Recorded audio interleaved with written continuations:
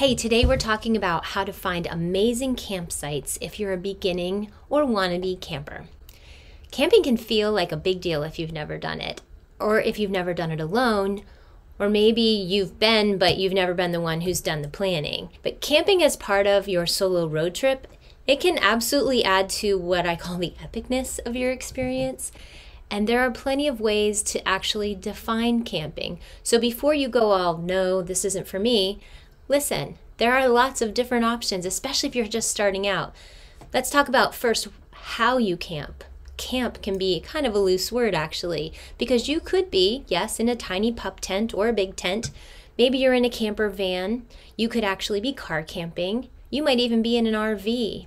And in many campgrounds, you actually have the option to rent a cabin or a yurt, or on rare occasions, there are some that have lodges with lots of amenities. So you can stay in a campground without actually roughing it if you just want to maybe dip your toe into the camping waters.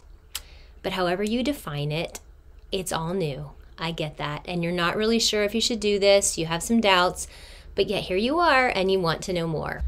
I can definitely help you because that was me at one point. I hadn't camped since I was a little kid. I'd never been in charge of it. I had spent so much time in the outdoors and loved it, but didn't really know anything about camping. So my learning curve was steep, and I want to share some of the things that would save you time, money, and aggravation. I'm Bing from WonderBing Travel, and I have been solo road tripping for many years now. Most of the time with Lexi, my golden retriever, and we have road tripped over 50,000 miles and through 46 states. Now, I don't camp all the time. Probably 40 to 50% of the time I'm gone, I am camping. And I have to tell you, I absolutely love it, and Lexi does too.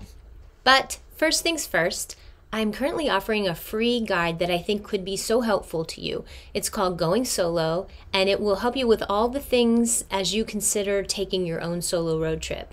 Because taking a journey on your own is really unlike any other kind of trip or vacation or adventure that you will take.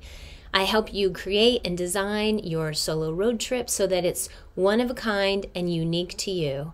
So grab the free guide below. It's really the best way to begin. Now, back to camping. Let's talk about how to find amazing campsites. I get that this is totally dependent on your preferences, so you can pick and choose what resonates with you. Learning the basics of each of these options is going to give you confidence as you plan, and then your whole experience is going to be smoother. Okay, I want you to understand the 4 different types of camping experiences that you can choose from. The 4 opportunities are national parks, state parks, privately owned campgrounds, and then one called HipCamp, which I will explain further and is super fun. As I touch on each of these 4, I'm also going to give you a little bit of information in these 5 areas: the reservations, the cost, the safety, the amenities, and then just the basic atmosphere or surrounding area. Let's dive right in and start talking about national parks. So first of all, you will need to pay to get into a national park. The cost can vary. Usually it's about $35, and you can pay it right there at the gate, or you can purchase an America the Beautiful pass for $80, and that is good for a whole year, and you can go to as many national parks as you would like in that entire year. It's important also to understand reservations in national parks. They book out, especially in the popular ones like Yellowstone, for example, they book out 6 months in advance. They open their reservations 6 months to the day. Every day they open a new day, and people come in and scoop those up like crazy. So I am going to be in Grand Teton for one night this summer. It is 6 months from right now, and I made my reservation the other day. It was probably 3 days after that day had been released for bookings, and there were only about 6 campsites left out of the hundreds that I would have had to choose from. So you do have to plan ahead for sure on those. You cannot just walk in and get a place at a national park for sure. So the amenities in national park campgrounds are usually pretty good, depending on what you're looking for, but they're going to have showers. They're going to have A lot of them will have the option to purchase a site that has an electrical hookup if you want to. Some of them have coin laundries and lots of other fun family type amenities, which you probably won't be looking for. But their websites are going to give you an extensive overview of exactly what you're going to find. So all of that is baked into that cost that tends to be a little bit more. Of course, you're in a national park, so your atmosphere and your surroundings are why you're going in the first place. And so that we don't have to say anything about that. They're going to be fantastic or you wouldn't be there in the first place. Okay, let's go to state parks.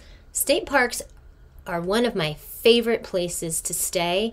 When I am planning a road trip and I am looking for camping, the first thing I do is find out where are the state parks in that area or in that state. Not all state parks have campgrounds, but the ones that do are usually fantastic.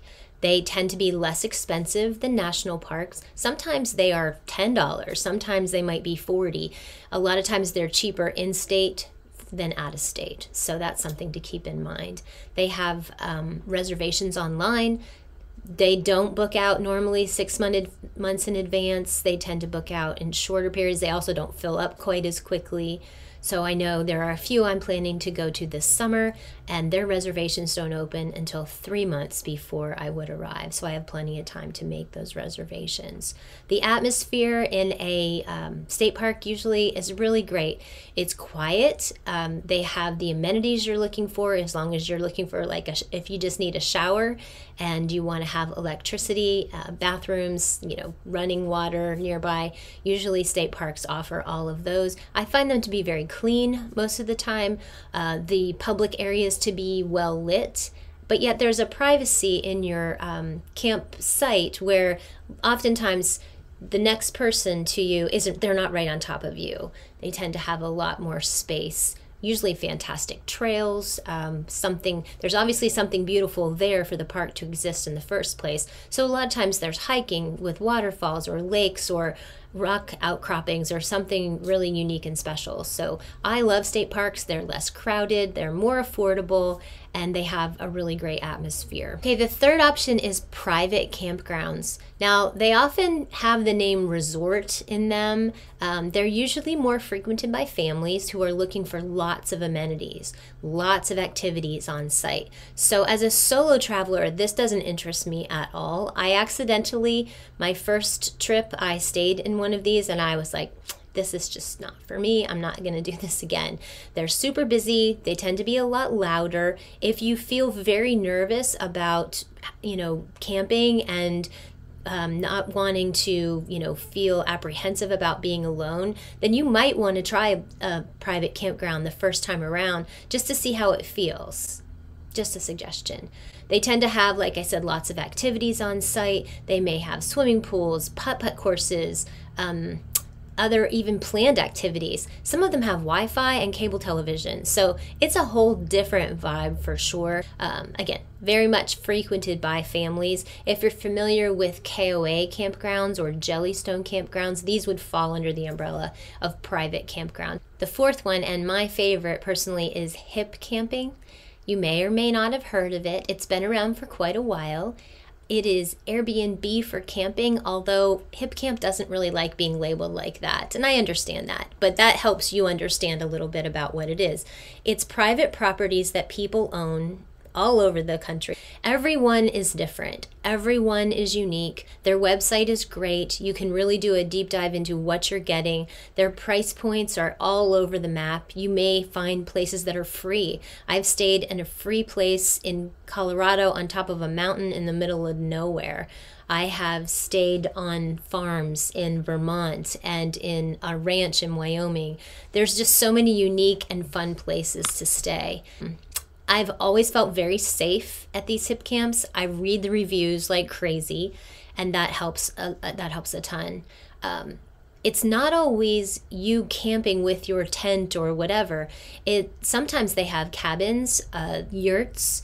In fact, this summer I'm looking into one, and I haven't booked it yet, but this is in Colorado, and it is a property that they have you can stay in an old 1970s Cessna airplane that's on their property, and they have like a nice little deck built around it and a fire pit and all this kind of stuff. And they also have a covered wagon that you can stay in, and there was a VW bus. So they have really unique stays. They're all tricked out and beautiful on the inside. Sometimes you get electricity, sometimes you don't, sometimes you get a shower, sometimes you literally just get a patch of ground.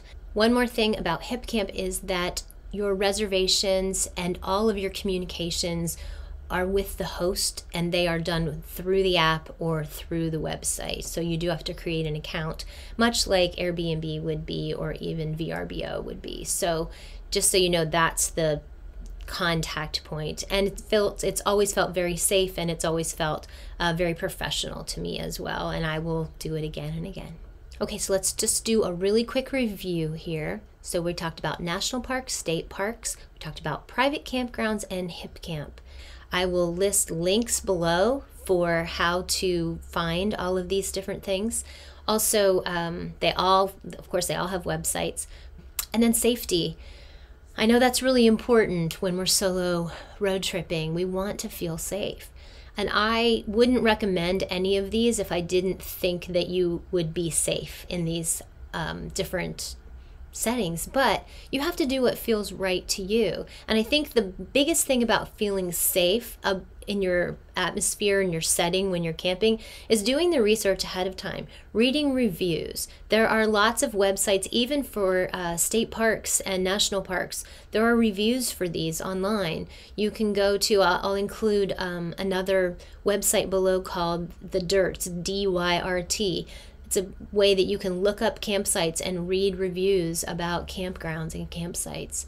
So you don't have to go into it blind. You're going to know a lot before you go, or as much as you want to know before you go. You can also just, for a state park, for example, you may just, and I've done this many times, where I don't have a reservation and I'm going to wing it and I'm going to hope that I might find a spot late in the day. There's a lot to know about camping, but you can start here and figure out which kind of campsite best fits your needs.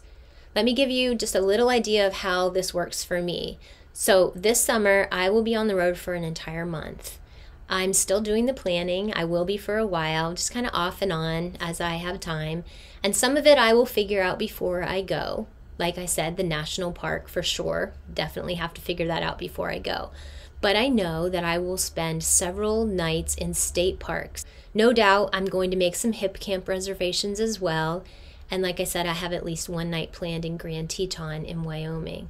I can't wait to get on the road. And I have to tell you that the other day when I made that, reservation final for the Grand Teton, I just got so excited because I cannot wait to go. And I bet you're full of ideas now too. So I hope this is a great start for you to pursue freedom and wonder on the road and in a campground. Be sure to download the Going Solo Guide for more inspiration, for how-tos, and a great way to get started. Please subscribe to the channel, and Lexi and I will hopefully see you on the road.